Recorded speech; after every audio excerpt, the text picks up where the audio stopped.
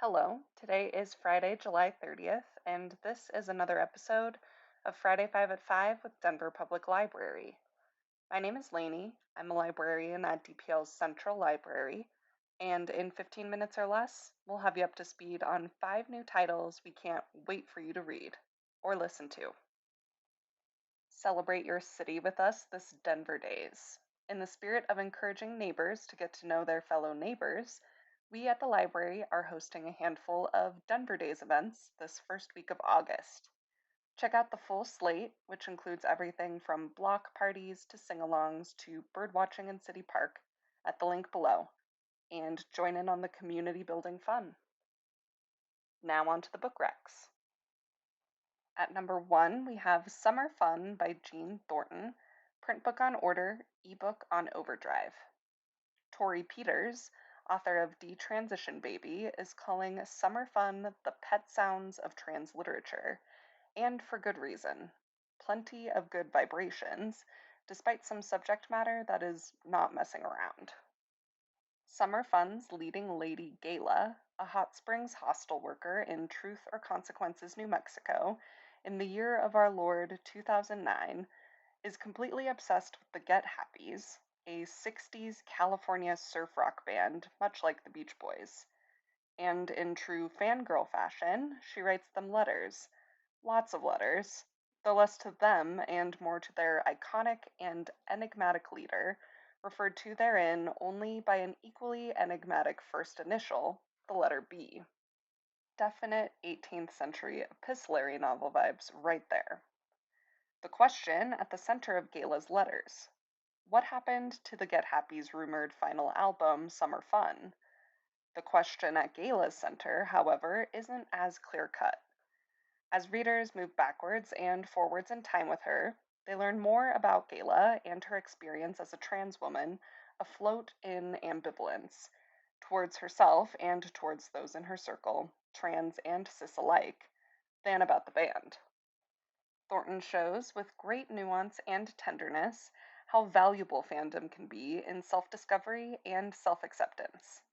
A stylistically complex and emotionally satisfying read.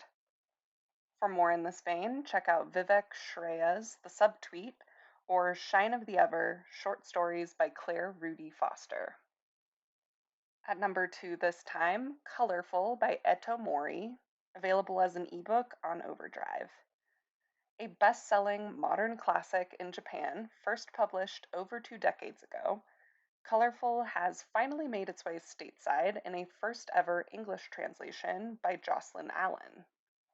Mori's metaphysical tale, which follows the purgatorial scale weighings of a 14-year-old boy who has just committed suicide, will appeal to readers of Paulo Coelho's The Alchemist. Both books take close looks at decisions and consequences, perceptions and realities, and both offer resonant takeaways.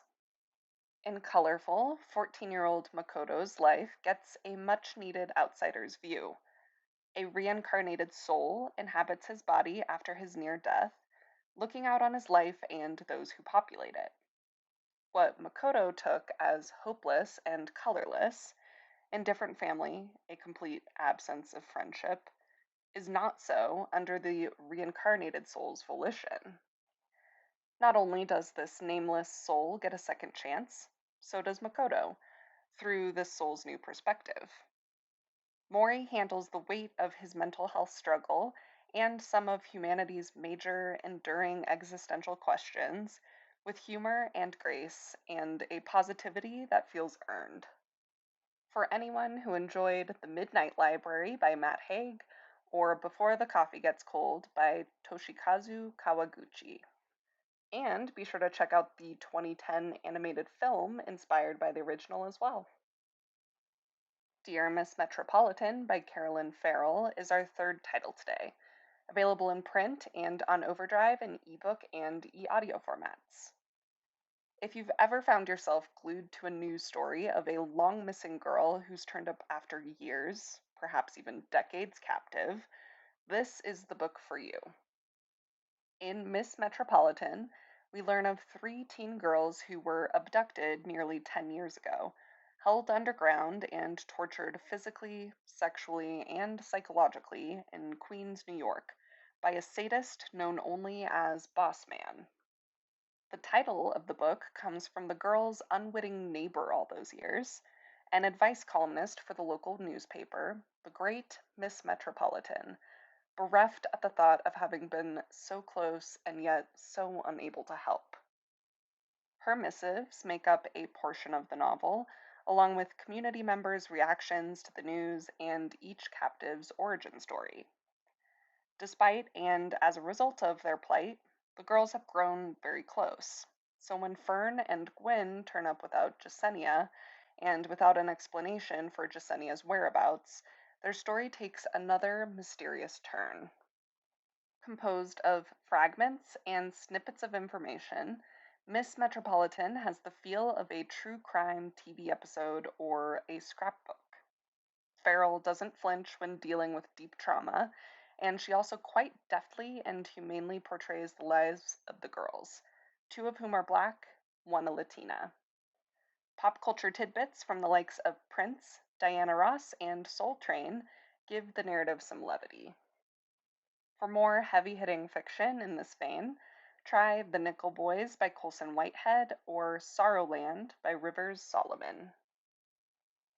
Next is The Sunset Route: Freight Trains, Forgiveness, and Freedom on the Rails in the American West by QUINN. Print book available and on Overdrive in ebook and e-audio formats. QUINN, author of 2015's Through Hiking Will Break Your Heart, has lived a pretty unconventional life.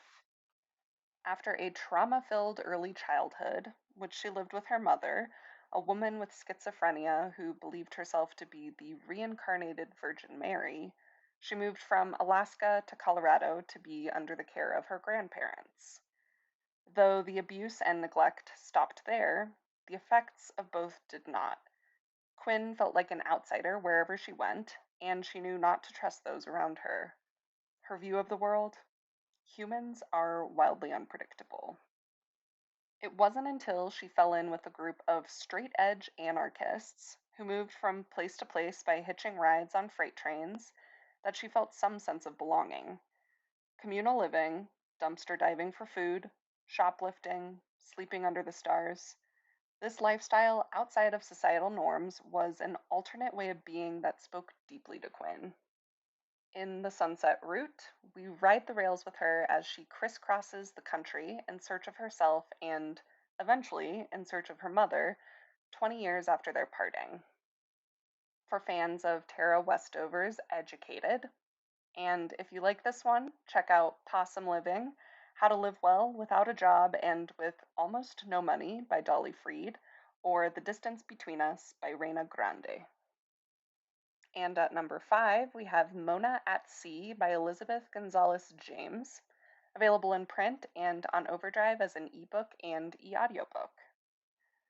Mona Mireles is a young adult born of the 2008 recession. Fresh out of college, top of her class, she finds that the world she's inheriting is not at all the world that she had been promised. Broke, unemployed, and reluctantly living with her parents in her childhood home back in Tucson, her dreams of putting her pricey finance degree to good use on Wall Street crumble before her. Much like her parents' marriage, she's made an unwilling third party to their divorce just by dint of proximity. Plus, she's literally become a meme called Sad Millennial after her very public reaction to the revocation of her job offer. 400 fruitless resumes submitted into the ether, Type A perfectionist Mona finds herself taking a minimum wage call center job until a real one manages to materialize, and she's coping in ways that aren't healthy. She sabotages her relationships, she's smoking a lot of weed and eating a lot of Doritos, and she's literally self harming. Content warning for cutting here. It's possible, though, that what Mona is going through will be good for her. Even Mona herself may eke out some sort of silver lining in the end, cynical and sardonic as she is, though her mother would call her cynicism and sardonicism a plain bad attitude instead. A quarter life crisis debut that fits nicely on the shelf alongside Hallie Butler's The New Me or The Unfortunate Decisions of Dahlia Moss by Max Wirestone. Plus, in case you missed it, check out Sitting Pretty, The View from My Ordinary, Resilient, Disabled Body by Rebekah Taussig, available in print and on Overdrive as an ebook. You may already know who I'm talking about. Denver Public Library just hosted a live stream with Taussig and the Tattered Cover this past Monday. But if you missed her in person, don't miss out on reading her memoir and essays, titled after her popular Instagram account of the same name, which just came out in paperback this month. In Sitting Pretty, Taussig writes about the everydayness of disability, from dating to working to living alone and with loved ones who help. She also confronts some of the disability tropes and stereotypes we know from pop culture, from the seemingly benign, Helen Keller, to the out and out harmful, the Hunchback of Notre Dame. For as long as Taussig can remember, she's been paralyzed. Here, she invites us along for the ride, offering us a glimpse of disability as the complex yet oh so ordinary experience that it is for those living it, both from the perspective of a person who looks and moves differently than most, and an academic. Taussig holds a doctorate in creative nonfiction and disability studies from the University of Kansas. For more on the topic, check out The Pretty One on Life, Pop Culture, Disability, and Other Reasons to Fall in Love with Me by Kia Brown, or Strangers Assume My Girlfriend is My Nurse by Shane Burkaw. And that's it for this month. Thanks for tuning in to Denver Public Library's Friday 5 at 5. Check out or place a hold on these titles and a whole lot more right now at denverlibrary.org, link below, and be sure to tune in next month for a whole new batch of recommended reads.